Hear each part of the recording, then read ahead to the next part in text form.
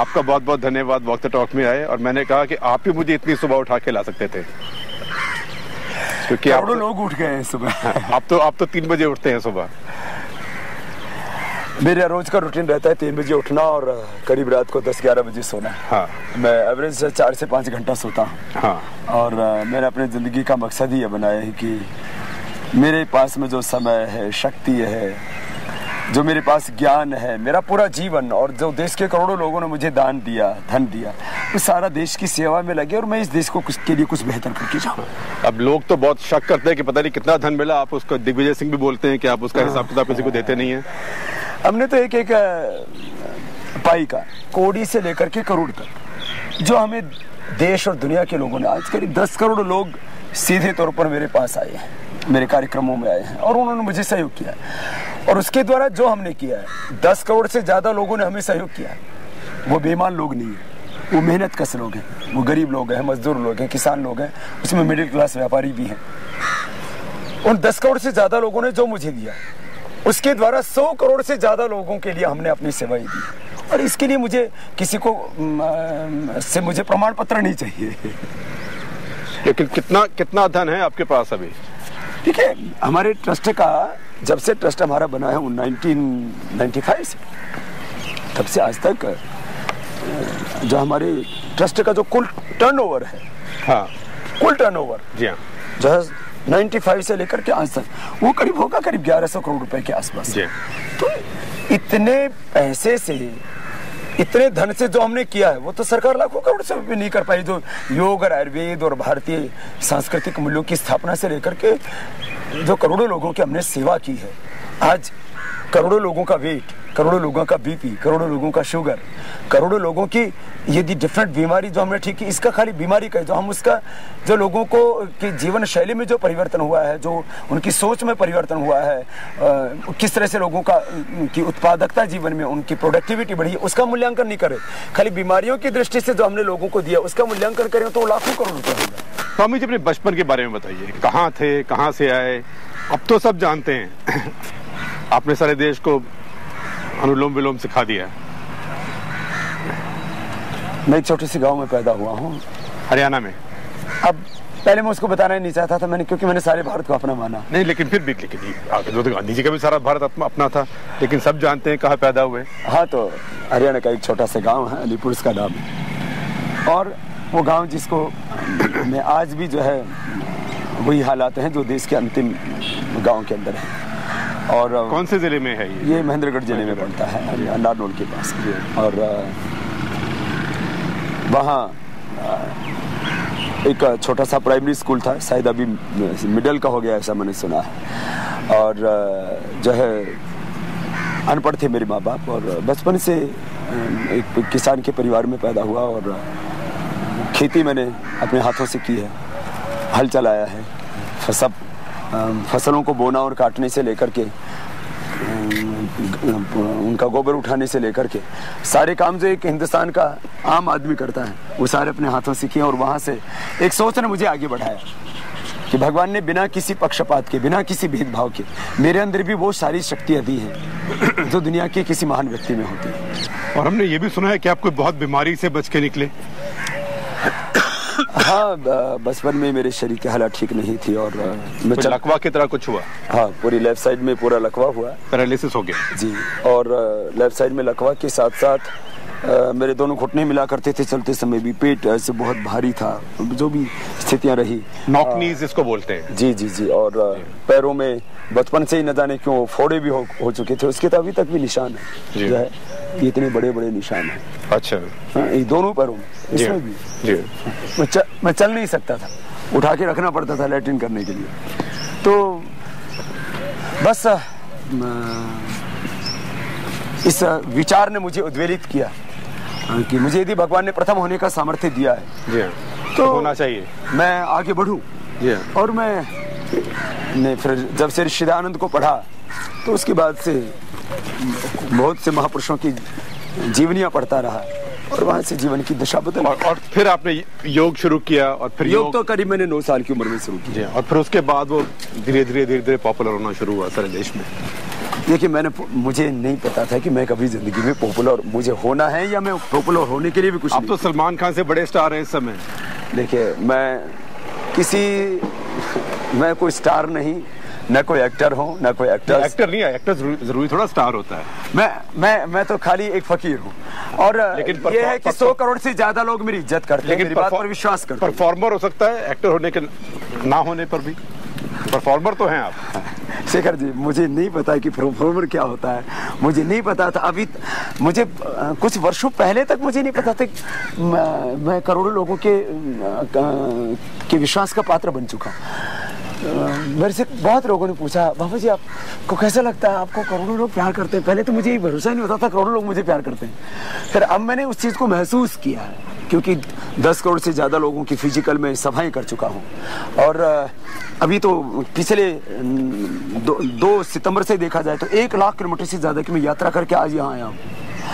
तो ये सब कुछ जब मेरे से पूछते तो मैं कहता हूँ बड़े होने की खुशी क्या होती है तो मुझे नहीं पता, लेकिन अब मुझे एक जिम्मेदारी का एहसास हर पल होता है कि इस देश के 100 करोड़ से ज्यादा लोगों ने जो मुझ पर विश्वास किया है, किसी भी कीमत पर मैं उस विश्वास को नहीं तोड़ूंगा। नहीं स्वामी जी, अगर 100 करोड़ से ज्यादा लोगों का विश्वास है तो अब सीधा काम करें, चुनाव लड़के सत्ता में आए और जो अब सुधार आप चाहते हैं आप खुद करें।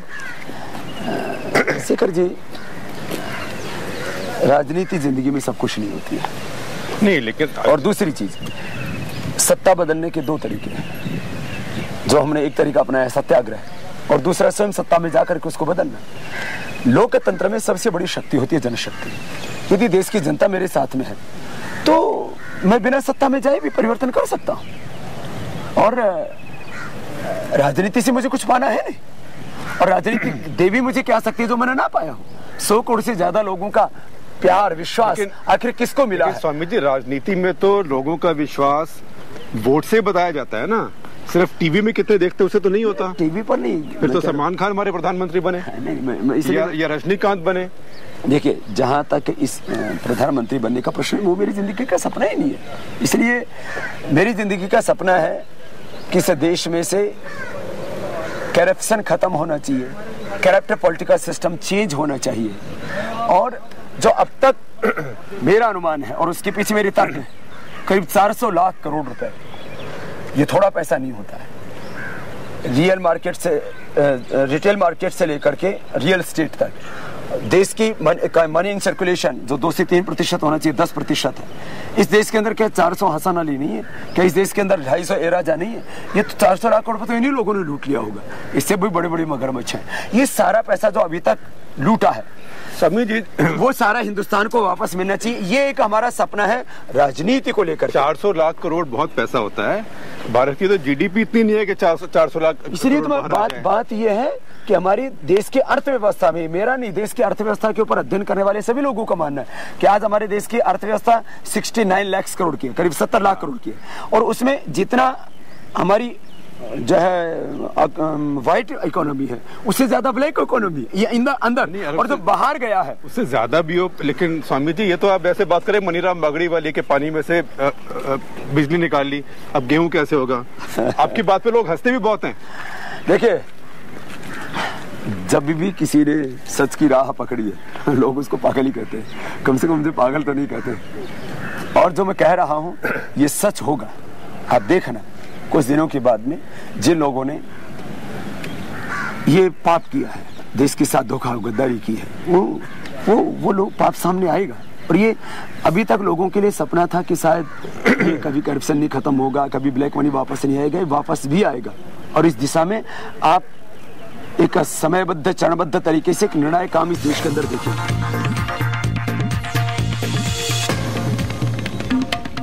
Walk the Talk, brought to you by Del Monte. Taste like never before. Coca-Cola NDTV Support My School campaign is extremely dear to me. So please don't forget to support. And if Sachin is supporting us, the whole country is supporting this campaign. Help keep India's children where they belong. clean and safe in schools where they can learn, discover and dream and make our country great. Coca-Cola NDTV Support My School campaign. Log on to ndtv.com/supportmyschool for more details. If you don't have an iPhone, you don't have a phone with selection of over 40,000 games from your favorite classics to the latest and greatest. And you don't have Game Center where you can find your friends wherever they are. Challenge them to a game and play head to head to head. Yup, if you don't have an iPhone, well, you don't have an iPhone. Akshara, कुछ दिन आप माँ के पास हुआ ही है ना? TV के लिए बहाने क्यों? जब IPL लौट आया है YouTube.com पर। इस IPL सीजन टीवी कीजिए बीवी के नाम। देखिए अभी। सखी दादी तुम आओ, बस तुमरे आशीर्वाद की जरूरत थी। फ्यूरी जानती नहीं, नवजात शिशु को आधे घंटे के अंदर माँ का पहला पीला दूध पिलाते हैं। कोई शहद नहीं, याद रहे, माँ का पहला पीला दूध नवजात शिशु के लिए जीवन अमृत है। अच्छा मैं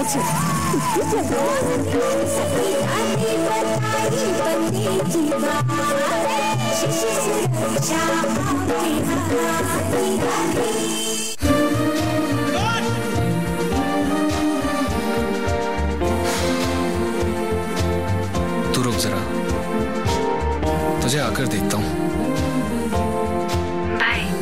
अब वीडियो कॉल्स करें कहीं से भी एयरटेल इंटरनेट 3G और नोकिया स्मार्टफोन्स के साथ। He is a vital pillar of any corporate. He helps formulate corporate policies. He enjoys status and prestige. He is the company secretary. The reason behind a successful company. The company secretary.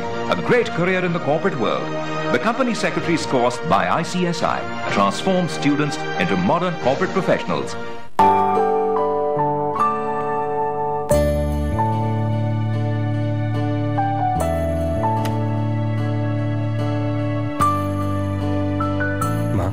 तो चाहती थी ना कि मेरा सपना पूरा हो, आज हो गया।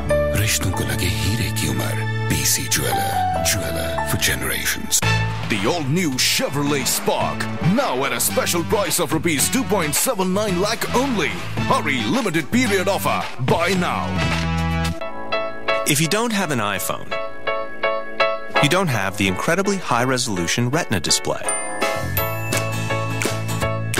that makes movies this dramatic, strokes this exquisite, emails this detailed, and memories this memorable.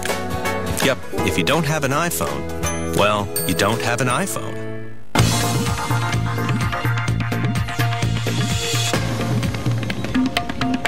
तो 400 लाख करोड़ रुपया जो आप कह रहे हैं ब्लैक मनी में है बाहर, इसको कैसे वापस लाएंगे? क्या तरीका है इसका? वापस लाने के दो तरीके हैं। जो फिजिकली लेकर के गए उनके फिजिकल इन्वेस्टिगेशन होना चाहिए, चाहे उसमें जो वीज़ा डिपार्टमेंट है, जो है इमिग्रेशन डिपार्टमेंट है, उनके पास में सारे लोगों की सूचनाएं हैं। और आपकी जानकारी के लिए ये कार्य शुरू हो चुका है। हाँ। और अब बड़े रूप में हमने सरकार को बोला है कि ज़्यादा देश के अंदर बेईमानी हुई ग्लोबलाइजेशन के बाद, तो पिछले 20 सालों का जो भी डिफरेंट जो जहाँ से लोगों को वीज़ा मिलता है वो, और दूसरा जहाँ जी वीज़ा तो लोगों को दूसरे देशों से मिलता है ना, दूसरे देशों से मिलता है, यहाँ से भी मिलता है, एक दूसरे से दूसरे कंट्री में भी जाते हैं। लेकिन आपको भी लाखों की मात्रा में ऐसे लोग हैं जो टैक्स हेवन में बिना किसी, उनको ना तो कोई जो है कोई नौकरी के लिए गए, ना वो किसी बिजनेस के लिए गए, ना वो हनीमून के लिए गए, उन टैक्स हेवन्स के अंदर जाने वालों की संख्या लाखों में है फिजिकली। तो जो फिजिकली गए हैं उन लोगों के ऊपर वो जांच के दायरे में आएंगे। जो टेक्निकली गए हैं, तो हमारे यहाँ मैंने अभी जो शीर्ष अधिकारियों से बातचीत की है उसमें बात सामने आई है कि जो इंटरनेशनल इंफॉर्मेशन गेटवे हैं उनके ऊपर सर्विलेंस करके जो टेक्निकली गए उनको टेक्निकली जो लोग यहाँ बैठ करके अपना पैसा डील कर रहे हैं विदेश में। और तीसरा, जो ओवर इनवाइसिंग करके, अंडर इनवाइसिंग करके और दूसरे तरीके जिन लोगों ने अपनाया। मैं दो ही बातें कहूंगा, जो फिजिकली गए हैं उन लोगों के ऊपर फिजिकल इन्वेस्टिगेशन, जो टेक्निकली पैसे को लेकर के गए हैं किसी भी तरह से और वो टेक्निकली उसको अभी भी डील कर रहे हैं, उनके ऊपर टेक्निकल इन्वेस्टिगेशन। इन दो तरीकों से पैसा बाहर आएगा, कोई दिक्कत नहीं। और कितना पैसा आप सोचते हैं आएगा वापस? मैं शेखर जी का क्या कभी किसी ने सोचा कि इस देश में कोई लाखों करोड़ रुपए का घोटाला करेगा? पहले घोटालों में सुनते थे 64 करोड़ रुपए के घोटालों से ये बातें शुरू हुई, फिर लोगों ने माने 100 करोड़ से नीचे के घोटाले होते थे, फिर बाद में हजारों करोड़ के घोटाले होने लगे। अभी जिस तरह से हमने फिर कॉमनवेल्थ गेम्स में देखा, आईपीएल घोटाले देखे और उसके बाद में सारी हदें तो उस पार उस समय जब 2G स्पेक्ट्रम आ दी।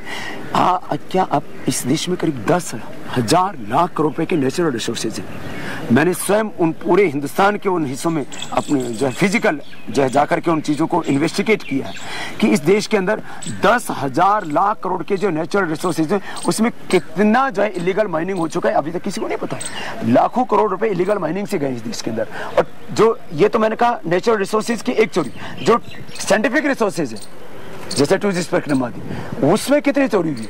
उसके बाद में अभी तक करीब देश का जो है लोअर अथॉरिटी से लेकर के और सेंट्रल गवर्नमेंट तक करीब 200 लाख करोड़ रुपए के बजट बन चुके हैं। तो 200 लाख करोड़ रुपए में से आप खुद, ये तो किसी से छिपा नहीं है कि आखिर कितना पैसा हमारा डेवलपमेंट में खर्च होता है और कितना पैसा बाहर जाता है। फिर इसके अलावा रिश्वतखोरी से लेकर के, टैक्स की चोरी से लेकर के और फिर जो है ये ड्रग्स और तमाम तरह की चीजें, ये एक बहुत बड़ा सब्जेक्ट है, इतना वास्ट है। हम जितना इसको सोचेंगे उतना ही हमें लगेगा। ये जो आप कहते हैं कि 100 रुपए, 500 रुपए, 1000 करोड़ रुपए के नोट बंद कर दिए जाए, ये भी एक सब्जेक्ट है। ये ब्लैक मनी के अंदर हमने मुख्य रूप से 4 बातें उठाई है और चारों के ऊपर अब सरकार ने जो रुख अपनाया है कि बाबा जी आपकी बात से हम सहमत हैं। और ये एक बड़ी बात है कि जो है पहली बात, विदेशों में जमा संपत्ति को राष्ट्रीय संपत्ति सरकार घोषित करे और बाहर पैसा जमा कराने को सामान्य अपराध की श्रेणी में न रख करके उसको क्राइम पैसा जो इलीगल जमा कराया, लीगल काम तो कहीं पर भी देश दुनिया मुश्किल तो रोका। जो अवैध तरीके से, अनैतिक तरीके से, इलीगल तरीके से, गैर कानूनी तरीके से जो पैसा बाहर लोगों ने जमा किया है उसको राष्ट्रीय संपत्ति घोषित करो। बाहर गैर कानूनी तरीके से पैसा जमा कराने को क्राइम अगेंस्ट नेशन, ये इस श्रेणी, इस अपराध की श्रेणी में उसको जब हम रखेंगे तब लोग डरेंगे, नहीं तो बेखौफ वो जो है लूटते रहेंगे। फिर इसको वापस लाने के लिए हमने कहा एक तो यूएन कन्वेंशन को गवर्नमेंट रेक्टिफाइड करे। मैं आपकी जानकारी के लिए बताना चाहूंगा, जब से हमने प्रधानमंत्री को पत्र लिखा, ये बात तो बहुत दिनों से चल रही थी और ये 2006 से पेंडिंग था इसी। अभी 8 मई को 4 जून को हमने पत्र लिखा, 8 मई को गवर्नमेंट ने यूएन कन्वेंशन को रेक्टिफाइड कर दिया है और 8 जून से लागू हो जाएगा। लेकिन अभी इसमें अगली चीज जो जिसको करना बाकी है, 71 आर्टिकल्स हैं, उसके अकॉर्डिंग भारत की कानून व्यवस्था को हमें सुधार करना पड़ेगा। तो अब गवर्नमेंट को इस दिशा में भी सरकार पूरी प्रतिबद्ध। ये नोटों की बात मुझे बताइए। नहीं, मैं आपसे जो बात कहना चाह रहा था ना, ये नोटों वाली बात लास्ट में है। पहले इसके अंदर जो है यूएन कन्वेंशन को पास करना, दूसरा बाहर से पैसा लाने के लिए उसको राष्ट्रीय संपत्ति घोषित करना और उसको जो है क्राइम अगेंस्ट नेशन उसको की श्रेणी में उसको रखना और उसके बाद ये जो है फिजिकली या जो है टेक्निकली उसको वापस लाने के लिए काम करना। तो हमने कहा इंटरनल जो इकोनॉमी है हमारी, आंतरिक अर्थव्यवस्था में जो काला धन है, इंटरनल इकोनॉमी में जो ब्लैक मनी है, उसको वापस लेने के लिए या तो हम फिजिकल छापे मारेंगे, कहीं से हमें 1 करोड़ मिलेंगे, 10 करोड़ मिलेंगे, 50-100 करोड़ मिलेंगे। छापे मारने वाले भी रिश्वत लेनी शुरू हो जाएंगे फिर। इसलिए नहीं, एक मैंने कहा ना, वो एक पक्ष है। मैं कहता हूँ मैं तो उसका पक्षधर ही नहीं हूँ। मैं कहता जितने भी छपे हुए नोट है वापस ले लीजिए ना। फिर जिनके पास में ईमानदारी का है उनको आप छोटी करेंसी दे दीजिए और जिनके पास में बेईमानी का है उनका तो ना तो जमा कराएंगे, जब्त हो जाएगा, उतना पैसा हम छोटी करेंसी के रूप में छाप सकते हैं। मेरा कहने का मतलब ये स्वामी जी, ये मैंने देखा था, ये अफगानिस्तान में छोटी करेंसी थी एक जमाने में, तो उसमें 2-2 सूटकेस में लेके $500 के बराबर पैसे आते थे। या तो नॉनसेंस हो जाएगी देश में, अनर्थ हो जाएगा। ऐसा देखो, कोई भी देश की अर्थव्यवस्था में जितना कैश मूवमेंट होता है, तो आप सोचते हैं सिर्फ 10 रुपए 50 रुपए का नोट हो देश में? 50 रुपए के नोट से इस देश के काम चल सकते हैं। अब शेखर जी, इस देश के अंदर 84 करोड़ लोग मात्र 20 रुपए पर जिंदगी बसर करते हैं, और जिन लोगों के पास में कहते हैं ज्यादा पैसा है, वो सारे क्रेडिट कार्ड करना यूज करते हैं, वो चेक से ड्राफ्ट से अपना पैसा लेते हैं। आप लोग जितने भी middle class upper middle class के लोग हैं, सबको वेतन भी चेक में ड्राफ्ट में मिलता है, और सारे लोग जो है भगवान बालाजी कंगाल हो जाएंगे तिरुपति में। देखिए कौन कंगाल होगा? देश निहाल होगा, इतना मुझे जरूर पता है। तो सरकार ने क्या कहा ये नोट खारिज करने के बाद पे? देखिए, ये इस बारे में मैं ज्यादा टिप्पणी नहीं करना चाहता, क्योंकि सरकार भी इस मामले को बहुत गंभीरता से ले रही है, और माननीय प्रधानमंत्री जी से भी मेरी संदर्भ में संवाद हुआ। ये बड़ी जो है हमारी आप मिले उनसे? हाँ, मैं आपको एक बात कह रहा हूँ, बात मात्र बड़े नोट की नहीं है, बात है ब्लैक मनी की। हमें नोटों से प्रॉब्लम नहीं है, उस नोटों के माध्यम से आज यदि 1000 रुपए का नोट है, और यदि वो 1 साल भर तक मार्केट में घूमता है, तो 50,000 से लेकर के 1 लाख रुपए की ब्लैक इकोनॉमी को जनरेट करता है। तो प्रॉब्लम नोट है ही नहीं। आखिर जो हमारी अर्थव्यवस्था में जो काले धन की अर्थव्यवस्था चल रही है, तो कैश मूवमेंट से, और वो भी बड़ी करेंसी का, वही तो मैं बात कह रहा हूँ। आप जो बात कह रहे हैं उसका फिजिकल मूवमेंट जो है, उसका ट्रांसपोर्टेशन बहुत इजी होता है, तो उससे सारे काम फिर गलत काम करने में, चाहे वो रिश्वतखोरी है, टैक्स की चोरी का बांस न बजेगी बांसुरी, तो ये एक पक्ष है उसका, काले धन की अर्थव्यवस्था को समाप्त करने के लिए। बाकी दूसरे पक्ष मैंने आपके सामने रखे। तो माननीय प्रधानमंत्री जी से लेकर के आज तक 40 पार्लियामेंट्री कमेटी और आयोग बने हैं ब्लैक मनी के ऊपर, वो सबके सबका कमोबेश 99% इस पर सहमति है कि एक बार करेंसी रिकॉल होना चाहिए। अब ये कैसे होगा, किस तरह से होगा, मैं भी ये क्योंकि एक बहुत गंभीर विषय है, और जो भी हमारी मिनिस्ट्री से भी बात हुई है, तो हम इस बारे में ज्यादा डिटेल में चर्चा करना चाहते हैं। आपके पत्र में मैंने पढ़ा कि आप कहते हैं अगर ये सब किया गया इससे बहुत लाभ होगा, तो $1 के बराबर हो जाएगा। नहीं, ये देश की अर्थव्यवस्था में जब हमारा ब्लैक मनी आता है, तो हमारी देश की अर्थव्यवस्था सच में इतनी बड़ी होगी, हमारी इकोनॉमी, हमारी करेंसी इतनी स्ट्रांग होगी कि हमारा एक जो रुपया है वो $50 के बराबर भी होगा। इसमें वक्त जरूर लगेगा शेखर जी, ये मेरी काल्पनिक बात नहीं है। कितना वक्त लगेगा? आप 2020 तक देखिए, इस देश में इतना बड़ा चेंज होगा। आज ये हम डिनाई नहीं कर सकते। आज अमेरिका के ऊपर 647 लाख करोड़ रुपए, यूके के ऊपर 404 लाख करोड़ रुपए का, जर्मनी के ऊपर 212 लाख करोड़ का, जर्मनी के ऊपर 211 लाख करोड़ रुपए का, स्पेन के ऊपर, नॉर्वे के ऊपर, लग्जमबर्ग के ऊपर और इटली आदि देशों के ऊपर 100 लाख करोड़ रुपए का कर्ज। आप सोच सकते हैं ये सारा पैसा है, ये एक्सटर्नल जो है उनके ऊपर डेट है। एक्सटर्नल डेट का मतलब होता है दूसरे देशों से लिया वरण। ये दूसरे देश, अपने देश में पैसा है नहीं लोगों के पास में, ये दूसरे देशों से ऋण का मतलब क्या है? ये सारा ब्लैक मनी का चल रहा है, और आईएमएफ पहली बार ये एक्सेप्ट किया। इसको बोलते हैं जादू इकोनॉमिक्स, क्योंकि ये ऋण तो चीन और जापान का है, ये ऋण हमारा नहीं है। ये ऋण कोई नहीं छुपा हुआ भी नहीं है, ये छुपा हुआ नहीं है, ये व्हाइट आता है। ये व्हाइट होता है जब ये जो जिनको मैं यूरोपियन कंट्री ज्यादा इसका इस्तेमाल कर रहे हैं। मैं करीब 10 देशों के आपने नाम बताए, मैंने आपको नाम बताए, इन्हीं के ऊपर करीब 20,000 लाख करोड़ रुपए का एक्सटर्नल डेट है। ये क्या है, कहां से आए? इनका बाप लेकर क्या है? कोई इन्होंने मेहनत करके कमाए? ये सर, अब लग्जमबर्ग जैसा देश में आपको इतना, मैंने पहली बार जो वो डेटा देखे तो इस देश की इकोनॉमी 2 लाख करोड़ रुपए की, उसके पास में एक्सटर्नल कर्ज उसके पास 85 लाख करोड़ रुपए का। ये क्या है तमाशा? तो आप कैसे पैसे वापस लाएंगे इनसे? मैंने कहा ना कि जो फिजिकली गए हैं पैसा लेकर के, उनको फिजिकली उनकी इन्वेस्टिगेशन करके उन लोगों का पता लगाया जाएगा। आपको लगता है कि सरकार इसमें अब सिंसियरली काम कर रही है? कुछ अभी असर हुआ है? कुछ अभी देखिए, हमने जब से प्रधानमंत्री को कहा कि आप इस दिशा में अब निर्णायक कार्रवाई करनी पड़ेगी, अब तकाजा है, लोगों का भरोसा उठता जा रहा है। अब सरकारों के सामने जिम्मेदारी है कि वो अपना संवैधानिक और राजनीतिक दायित्व निभाएं, और जो घटती हुई राजनीतिक विश्वसनीयता है उसको कायम करें। इसलिए समयबद्ध, चरणबद्ध तरीके से, पूरी प्रामाणिकता के साथ सरकार को एक टाइम फ्रेम के अंदर कुछ काम करने पड़ेगा।